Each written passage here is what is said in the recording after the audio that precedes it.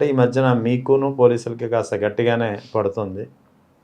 మొన్న రీసెంట్‌గా రాజానగరం దగ్గర సర్పంచ్‌కి సంబంధించిన ఇష్యూలో స్టేషన్ ముందు మీరు పడుకోవడం కానీ, అంతకుముందు ప్రకాష్ నగర్ సీఐ తోటే కదా గొడవ? ప్రకాష్ నగర్ సీఐతోనే అక్కడ రంగంపేటలో ప్రకాష్ నగర్ సీఐ అయితే కొంచెం ఇంటి దగ్గర గట్టిగానే జరిగింది కదా, నువ్వెంత అంటూ. అక్కడ ఇంతకుముందు 14-19 మధ్యలో కూడా ఇలాగే జరిగింది ఒకసారి సీఐ తోటి మీకు. ఏంటి మీకు పోలీసులకి ఎందుకు ఈ అగ్రెసివ్నెస్? జనరల్గా ఎప్పుడు అధికారంలో ఉన్నప్పుడు ఏ శాఖలో ఉన్నటువంటి అధికారైనా సరే, ఈవెన్ చాలా చిన్న స్థాయి అది ప్రభుత్వ ఉద్యోగస్తులు కావచ్చు, చిన్నవాళ్ళు కావచ్చు, వాళ్ళని కూడా చాలా గౌరవంగానే చూస్తాం. ప్రతిపక్షంలో ఉన్నప్పుడైనా సరే ఎవరైతే అడ్డగోలుగా అధికార దుర్వినియోగాన్ని చేస్తూ, అంటే ఏది చేసినా చెల్లుబాటు అవుతుందనేటువంటి ధోరణిలో అధికార పార్టీ నాయకులు కొమ్ము కాస్తూ వీళ్ళకి జీతాలు తీసుకునేది ప్రజల నుంచి వచ్చేటటువంటి పన్నుల్లోంచి మనం జీతాలు తీసుకుంటున్నాం, మనం జవాబుదారీగా ఉండాల్సినటువంటి అవసరం ఉంది అనేటువంటిది విస్మరించి ఏదో ఎన్టీఆర్ ట్రస్ట్ భవన్ నుంచి జీతాలు తీసుకుంటున్నట్టుగా వాళ్ళ తొత్తులుగా వాళ్ళు ఏం చెబితే అది.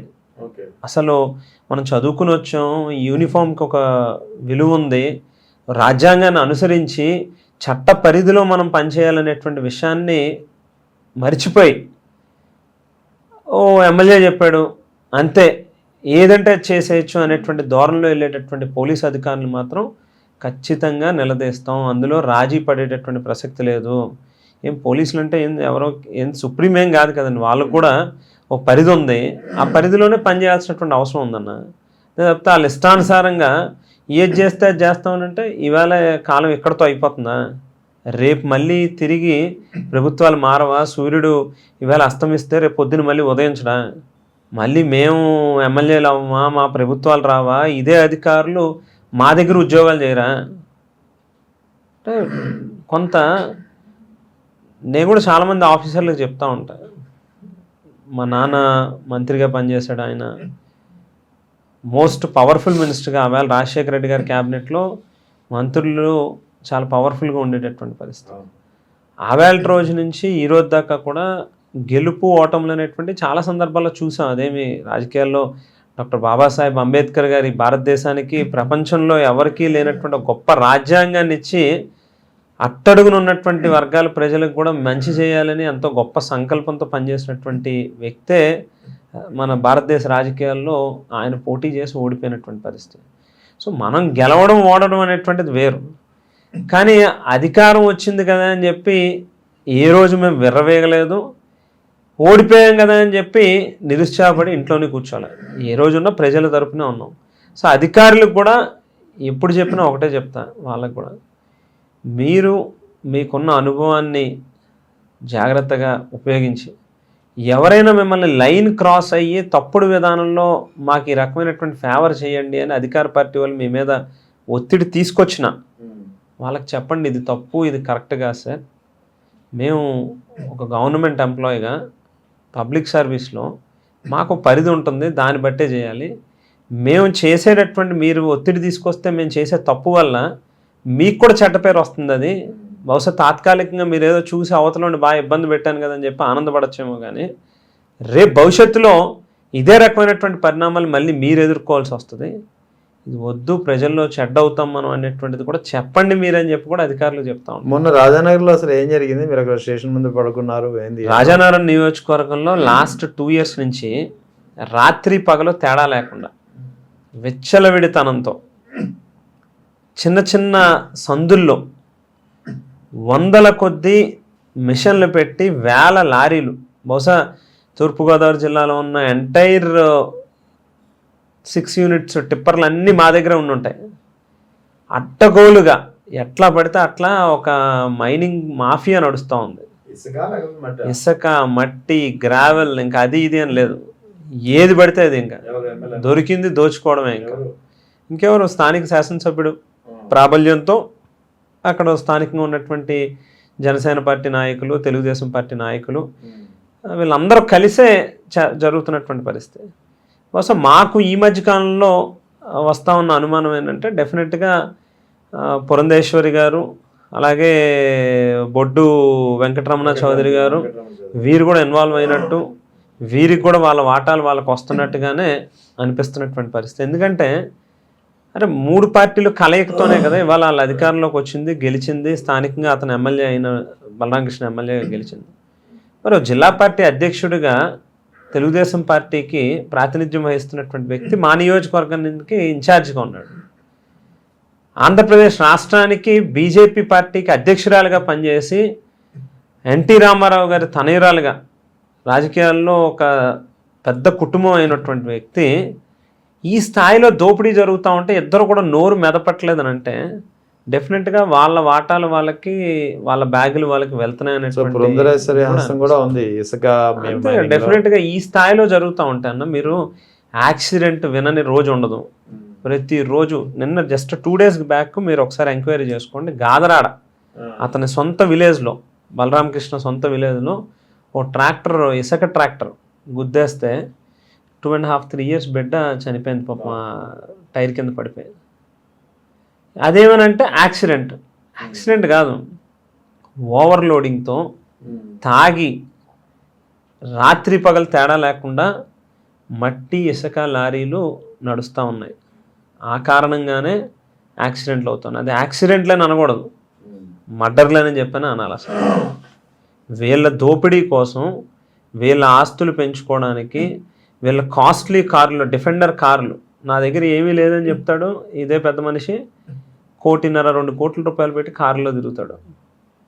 అసలు అంటే నాకైతే రాష్ట్రంలో ఉన్న ప్రతి జనసేన పార్టీకి సంబంధించినటువంటి ఎమ్మెల్యేలు ప్రత్యేకించి చూస్తే అది ఎట్లా దొరికారు వీళ్ళందరినీ ఏరుకోరి తెచ్చి టికెట్లు ఇచ్చాడు. అందులోని పవన్ కళ్యాణ్ గారు మొట్టమొదట అనౌన్స్ చేసినటువంటి టికెట్లు ఇదొకటి.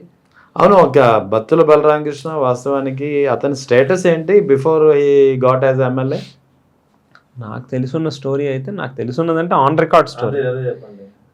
విజయవాడలో బాటా షోరూంలో, ఈ చెప్పులు అమ్మేటటువంటి ఒక షోరూంలో ఒక 50,000 రూపాయలు దొంగతనం చేసి సెక్యూరిటీ గార్డ్గా పనిచేసేవాడు. అక్కడ సెక్యూరిటీ గార్డ్గా పనిచేసేవాడు. ఓ 50,000 రూపాయలు దొంగతనం చేసి ఆ దొంగతనం కేసు పెట్టిన కారణంగా పారిపోయి అక్కడ చెన్నై వెళ్ళాడని. ఆ తర్వాత ఆల్ ఆఫ్ ఎ సడన్ ఆయన వెనక్కి వచ్చిన తర్వాత ఒక 15 ఏళ్ళకి, అంటే తర్వాత కొంతకాలానికి వచ్చినట్టున్నాడు. అప్పుడు మళ్ళీ ఒక 60-70 మందికి పైనే రికార్డెడ్గా ఉద్యోగాలు ఇప్పిస్తామని చెప్పి చాలా మంది దగ్గర సెక్యూరిటీ ఏదో ఏజెన్సీ అవుట్ సోర్సింగ్ నారాయణపురంలో ఎక్కడ ఆఫీస్ కూడా ఏదో ఉండింది పెట్టి భారత్ సెక్యూరిటీ దాని పేరు మీద కొన్ని కోట్ల రూపాయలు డబ్బులు వసూలు చేసి వాళ్ళందరికీ టోపీ పెట్టాడు. ఆ దెబ్బతో కేసు ఒకటి రిజిస్టర్ అయింది. బోత్ వైఫ్ అండ్ హస్బెండ్ ఇద్దరు కూడా రాజమండ్రి సెంట్రల్ జైల్లో రిమైండ్ కూడా చేశారు. సమ్వేర్ అరౌండ్ 2006-07 అన్న.